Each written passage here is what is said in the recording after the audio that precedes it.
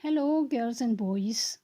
Today, before starting reading the story of Peter Rabbit, I would like to give you a few information about Beatrix Potter, the author of Peter Rabbit.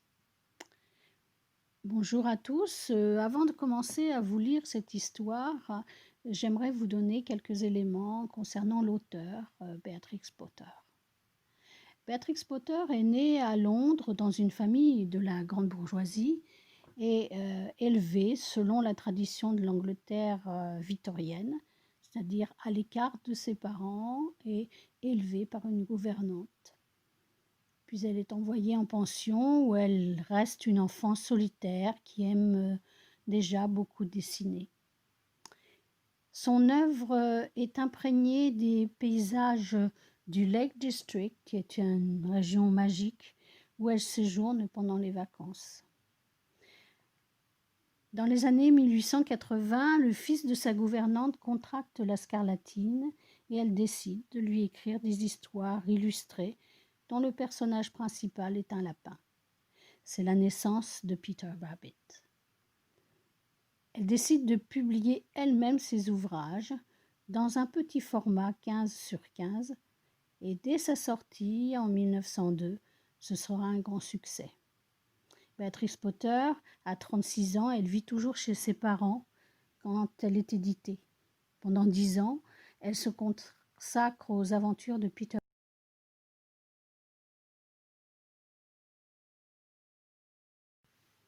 The Tale of Peter Rabbit. Once upon a time, there were 4 little rabbits, and their names were Flopsy, Mopsy, Cottontail, and Peter. They lived with their mother in a sandbank underneath the root of a very big fir tree. "Now, my dears," said old Mrs. Rabbit one morning, "you may go into the fields or down the lane, but don't go into Mr. McGregor's garden. Your father had an accident there. He was put in a pie by Mrs. McGregor. Now run along and don't get into mischief. I'm going out." Then old Mrs. Rabbit took a basket and an umbrella and went through the wood to the baker's. She bought a loaf of brown bread and 5 currant buns. Flopsy, Mopsy, and Cottontail, who were good little bunnies, went down the lane to gather blackberries. But Peter, who was very naughty, ran straight away to Mr. McGregor's garden and squeezed under the gate. First, he ate some lettuces and some French beans, and then he ate some radishes. And then, feeling rather sick, he went to look for some parsley. But round the end of a cucumber frame, who should he meet but Mr. McGregor? Mr. McGregor was on his hands and knees planting out young cabbages, but he jumped up and ran after Peter, waving a rake and calling out, "Stop thief!" Peter was most dreadfully frightened. He rushed all over the garden, for he had forgotten the way back to the gate. He lost one of his shoes among the cabbages and the other shoe amongst the potatoes. After losing them, he ran on 4 legs, went faster, so that I think he might have got away altogether if he had not unfortunately run into a gooseberry net and got caught by the large buttons of his jacket. It was a blue jacket with brass buttons, quite new. Peter gave himself up for lost and shed big tears, but his sobs were overheard by some friendly sparrows who flew to him in great excitement and implored him to exert himself.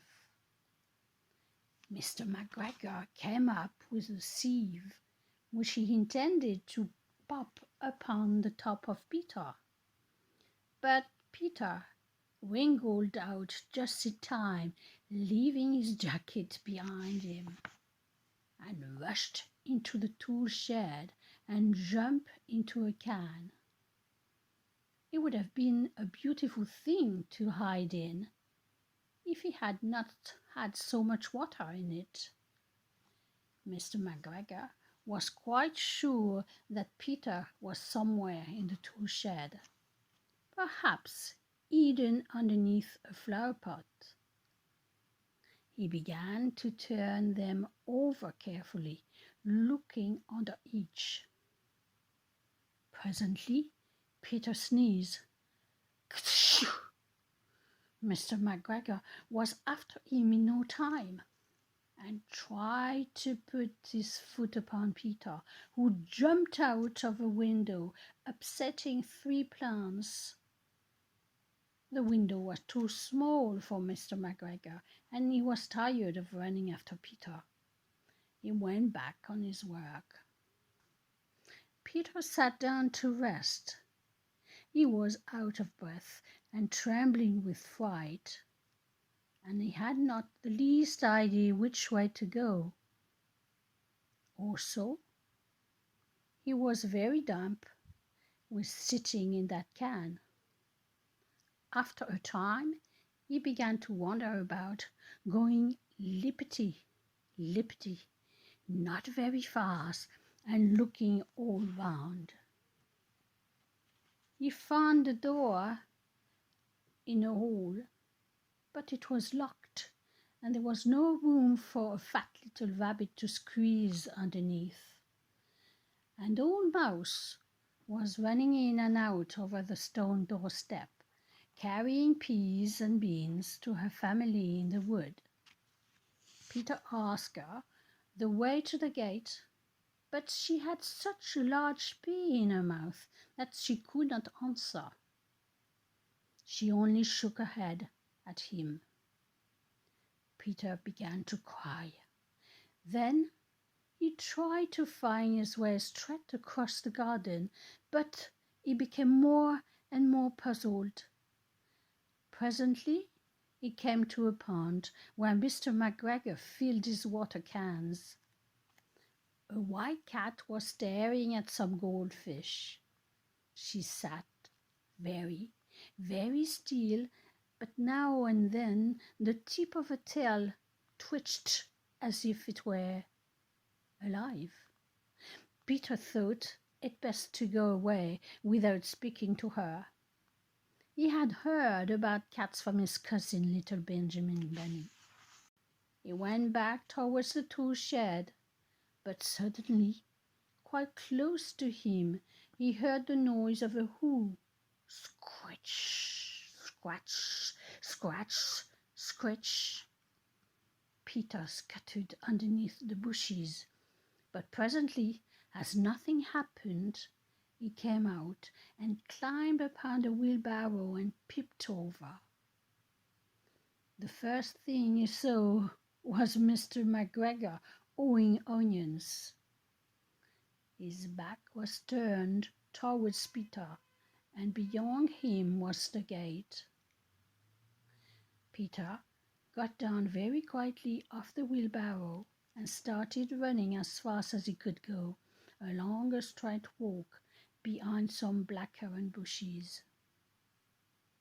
Mr. McGregor caught sight of him at the corner, but Peter did not care. He slipped underneath the gate and was safe at last in the wood outside the garden.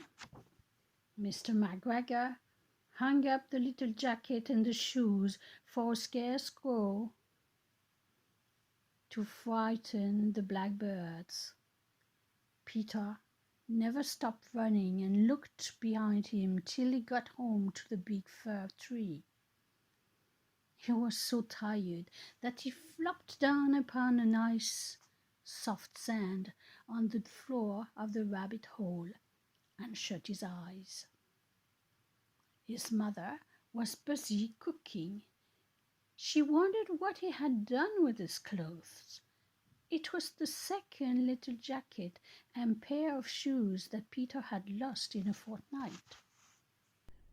I am sorry to say that Peter was not very well during the evening. His mother putting him to bed and made some chamomile tea, and she gave a dose of it to Peter. 1 tablespoonful to be taken at bedtime.